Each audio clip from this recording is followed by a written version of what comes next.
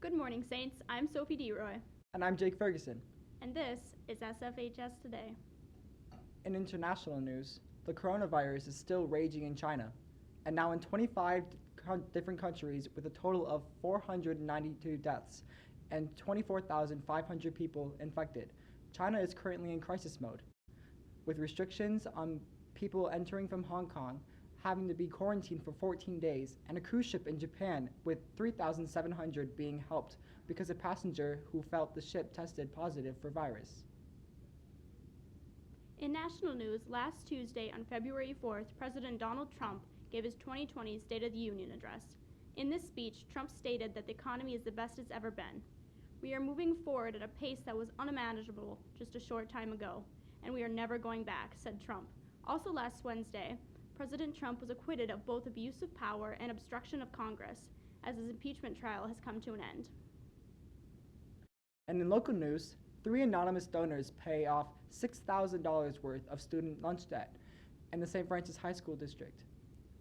At the start of the school year, Superintendent Beth Geese started an Angel Fund Meal account to help diminish the debt of nearly $9,000. Last Wednesday, Mrs. Moe's acting and directing class went to the Ordway Theater to see the show Once in This Island.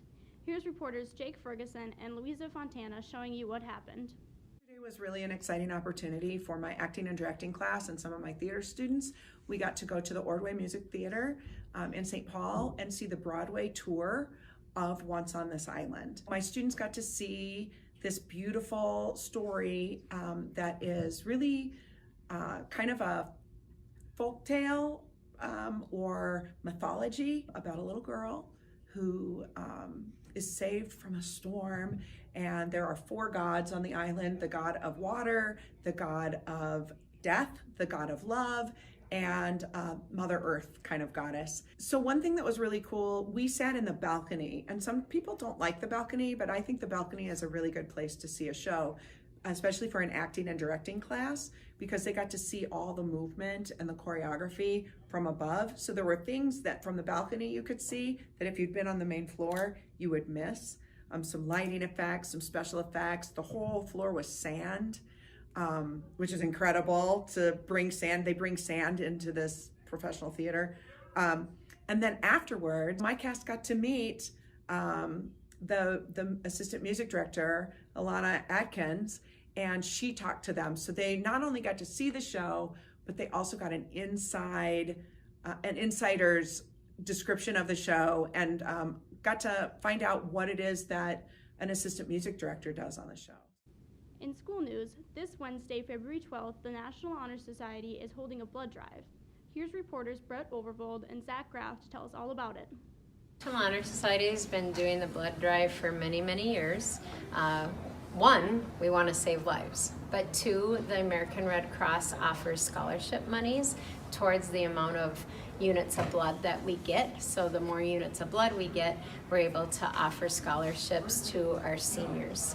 We do one in the summer, and then we usually do one in the fall, and then ours in the spring now will be next week. What do you guys do in order to prepare for a blood drive? So in order to prepare, we have to make Google Sheets to put down the donors. We also have to set up lunch signups, as well as hanging up signs to promote it. So if you're 16 years old, you do need to have a parent consent form. Otherwise, if you're 17 or older, you can choose to do it on your own. You do need a valid driver's license, and there are some height and weight requirements along with a list of medication that you need to check to make sure that you're eligible to give blood. Make sure you eat breakfast, hydrate the week before, don't involve yourself in any physical activity the night after. I think it's really great that we do it. It's a really good cause and it helps save lives. Thanks for the information, guys. This year, the counseling department has new interns with new ideas for the school. Here's reporters Allie Frank and Elena Grove helping us learn all about them. How many interns are there right now? We have 3 interns right now, and Miss Frank just started with us not too long ago, but she's more of the district intern, but she's here once a week with us. And then we have Miss Reeser, who is here 2 days a week with us, and then Miss Stewart, who is here 2 days a week. So that's our team. So, what are you doing back at the high school? I'm interning here to promote mental health. I'm interning over at the nutrition office as well, working on like the middle school breakfast program, and I'm also being kind of a guest speaker at Crossroads. How do you become an intern?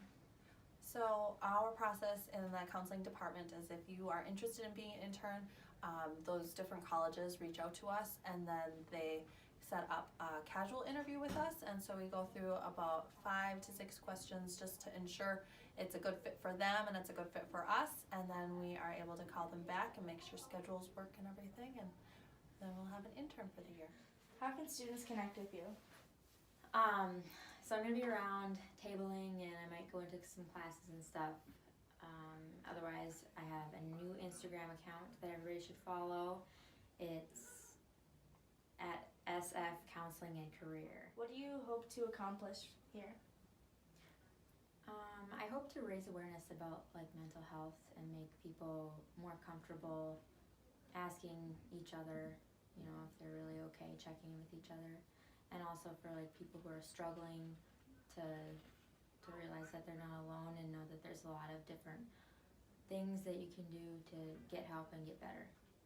Vaping is a serious school epidemic that has gained a lot of attention in the past year. Here's reporters Cody Perfetti and Jack Henderson on a student's perspective of the problem.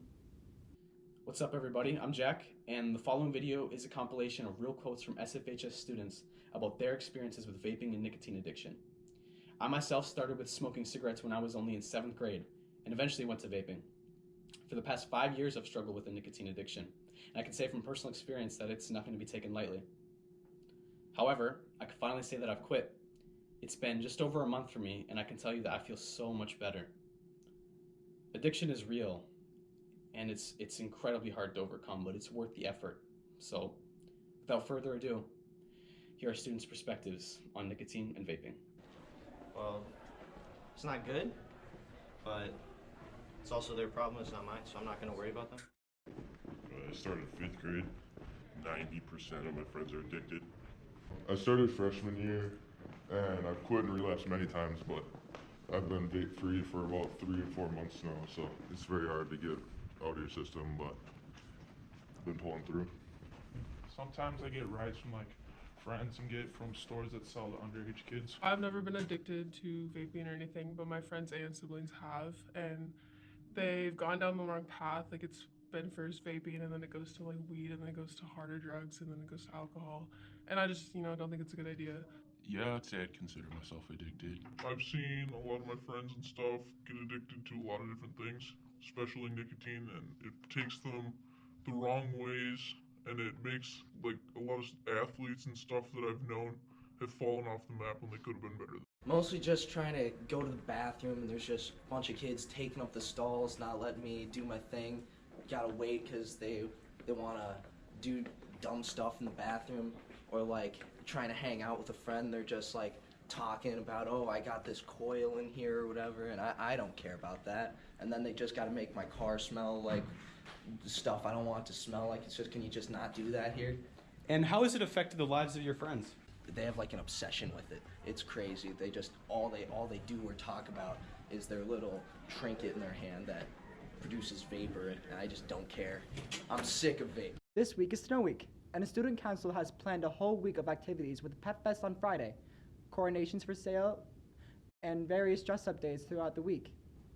One of our favorite segments is Mason Music Mayhem. This week, Mason is reviewing rapper Skeezy Mars. Here's what he thought.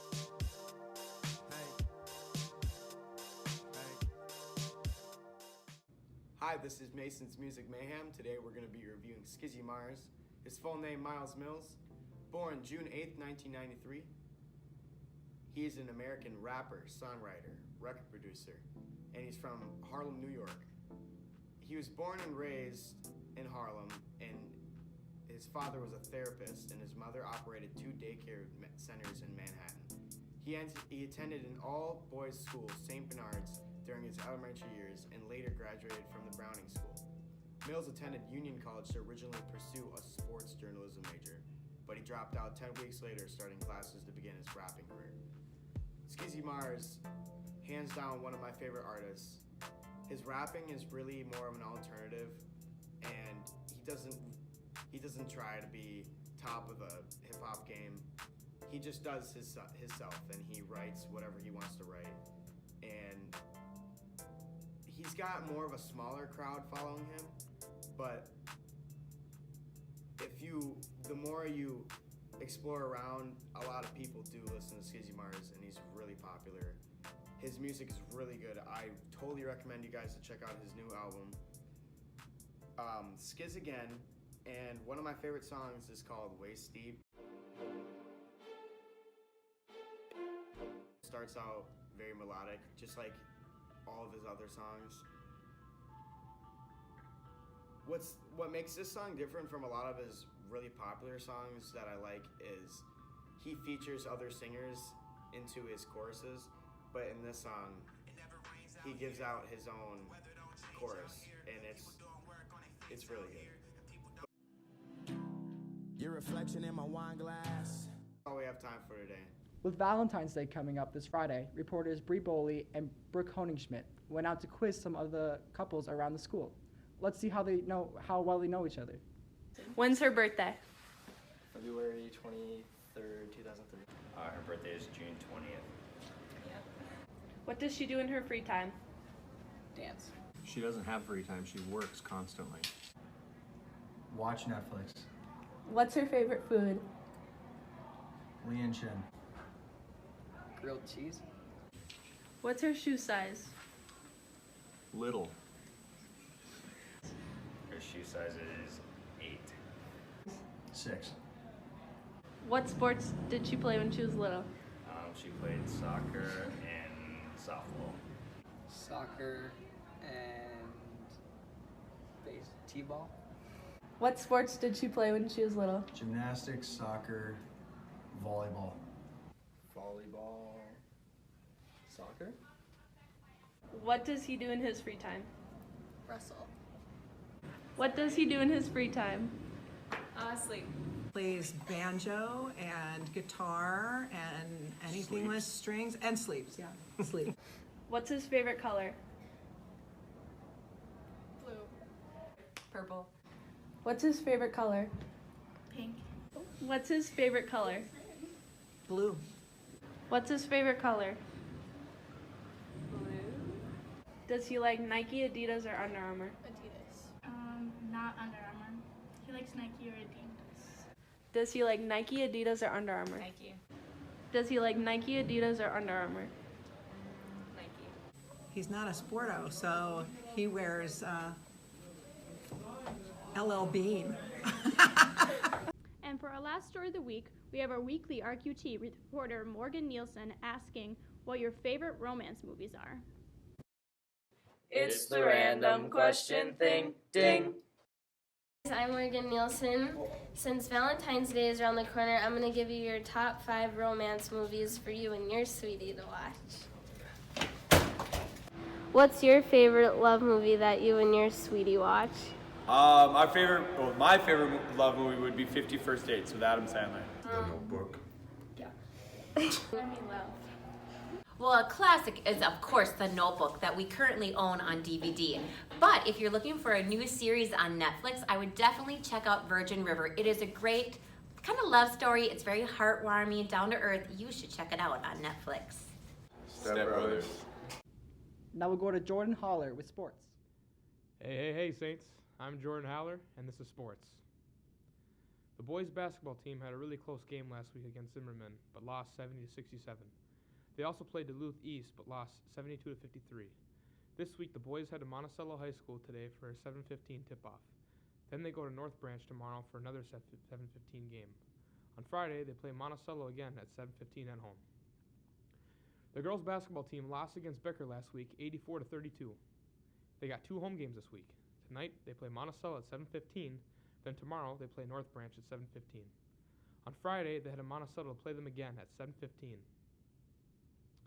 The boys hockey team crushed Becker last week 7-1, and Cody and Dylan Strait both reached their 100th career point. Then they played again the next day and beat Cambridge 5-3. The boys have been racking up some wins lately and are looking good. Tomorrow they have a home game against Chisago Lakes at 7. On Thursday, they play St. Paul Highland Park for senior night at 7 at home. The girls hockey team took a hard loss against Breck in their first playoff game last week, 11-0. The girls' season has come to an end. We will, however, mention the athlete of our week, Brooke Stearns.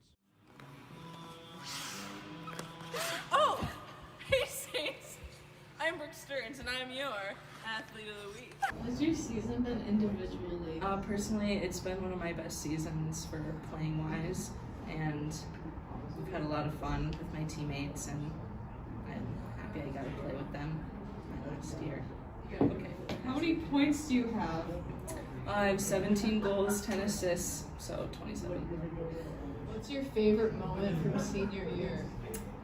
I just like the bus rides and hanging out with the team in the locker room. What shaped you as a hockey player? Ever since I was in 7th grade, I've been on the team with her, and it's really cool been seeing like how she grows as a player, and it's inspired me to grow with her and get better. And she always pushes her teammates, and it's really nice to see that. How does Brooke make you a better hockey player? Brooke pushes me every day on the ice, quite literally, and picks me up every time I'm down. Okay. What's your favorite memory with Brooke? Working on our silly during practice after we score. Favorite pregame ritual with Brooke? Gotta go with the sock tape before every game.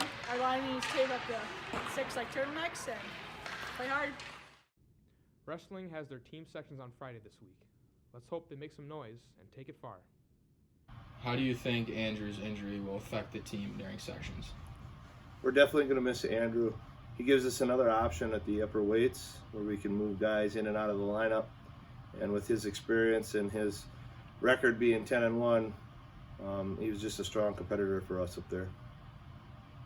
Do you think Andrew came back to wrestling too fast? You know, watching him in the room, I didn't think so. His leg was a little weak, but the guys he was working out with didn't seem to be affect him. So I wish that we could have him for the rest of the season, but definitely be missed. Okay. Well, I was wrestling a kid from Sartell, and our legs got like tangled up, and he like tried rolling out of it and rolled my leg, and I just heard some pops, and that's when they stopped the match because I was in some severe pain.